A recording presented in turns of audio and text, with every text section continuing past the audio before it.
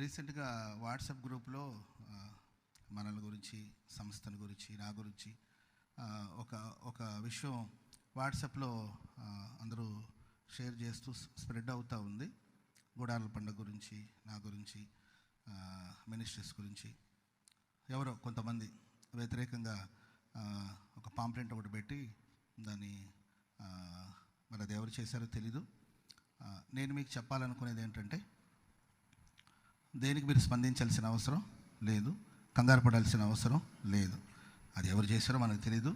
దేనికైనా మంచిదని చెప్పి పోలీస్ స్టేషన్లో కంప్లైంట్ కూడా ఇవ్వడం జరిగింది. మరి పోలీసు వాళ్ళు అది ఎవరు చేస్తున్నారో దాన్ని కనుక్కొని తెలియచేస్తారు. ఈ లోపల మీరు ఎవరు కంగారు పడిపోయి ఏమవుతుందో అని ఆలోచించాల్సిన అవసరం లేదు. మీరెవరు కామెంట్ చేయడం, స్పందించడం, వీళ్ళు చేశారా వాళ్ళు చేశారని మనం ఎందుకు అంచనా వేయడం? దాని వెనకాల ఎవరు పనిచేస్తున్నారో, ఎవరు దీన్ని ప్రారంభించారో తెలుస్తుంది కదా. మనం వెయిట్ చేయాలి, ఎదురు చూడాలి, ప్రార్థన చేయాలి. Praise the lord. ఒక గొప్ప కార్యం జరుగుతుందంటే దానికి వ్యతిరేకంగా నేను ఎప్పుడు రెగ్యులర్గా చెప్తుంటాను, మన గుడి కడితే సాతాను గుడి చేస్తాడని చెప్తుంటాను. సో సాతాను కూడా ఆయన పని ఆయన చేస్తూ ఉంటాడు. మన దేవుని బిడ్డలు మన పని ఏంటి?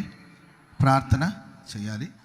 సో కాబట్టి ఎవరు గ్రూప్లలో కానీ లేకపోతే యూట్యూబ్లో కానీ ఏదైనా వచ్చిందనుకోండి వెంటనే దానికి వివరాలు, విషయాలు తెలుసుకుంటే ఏదో కమెంట్ చేయడం, ఏదో చేయడం, కంగారు పడ్డావన్నీ కూడా ఏం అవసరం లేదు. ఎందుకంటే ఇది మన కొత్త ఏం కాదు. మనం దేవుని సేవలో మనకి ఇవన్నీ సర్వసాధారణమే. ప్రార్థన చేయండి, ప్రభు సహాయం చేయనుగాక. హల్లెలూయా.